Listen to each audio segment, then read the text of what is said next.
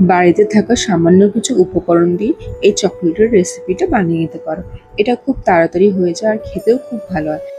এই রেসিপিটা বানানোর জন্য আমি বাইরে থাকা একটা ওরিও বিস্কুটের প্যাকেট নিয়ে নিয়েছি। এরপর ওরিও বিস্কুটের থেকে ওপরে ক্রিমগুলো সরিয়ে নিয়েছি আর বিস্কুটগুলো আলাদা করে ভালো করে গুঁড়ো করে নিয়েছি। এরপর কিছুটা চকলেট কম্পাউন্ড নিয়ে সেটা গলিয়ে আমি ১ চামচ দিয়ে দিয়েছি। তোমরা বাড়িতে যদি তোমাদের ক্যাডবেরি থেকে সেটাকেও গলিয়ে ১ চামচ দিতে পারো। এরপর আমি অল্প দুধ দিয়ে ভালো করে একটা ডো করে নিয়েছি।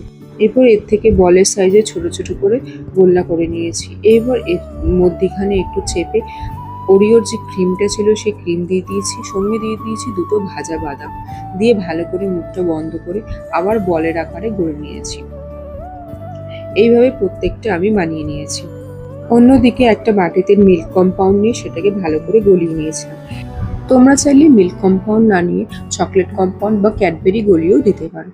এরপর এই বলগুলো চকলেটের মধ্যে দিয়ে ভালো করে কোটিং করে একটা একটা করে বাটার পেপারের উপর দিয়ে দিয়েছি। ওপর থেকে কিছুটা বাদাম কুচি দিয়ে দিয়েছি। এরপর এটা ফ্রিজে ১৫ মিনিটের জন্য রেখে দিলেই তৈরি হয়ে যাবে এই চকলেটের রেসিপিটা। তোমরা বাড়িতে এভাবে বানিও আর জানিও কেমন লাগবে। যদি ভালো লাগে তাহলে একটা লাইক করে দিও। আরও অন্যান্য রেসিপির জন্য চ্যানেলটা সাবস্ক্রাইব করে দিও।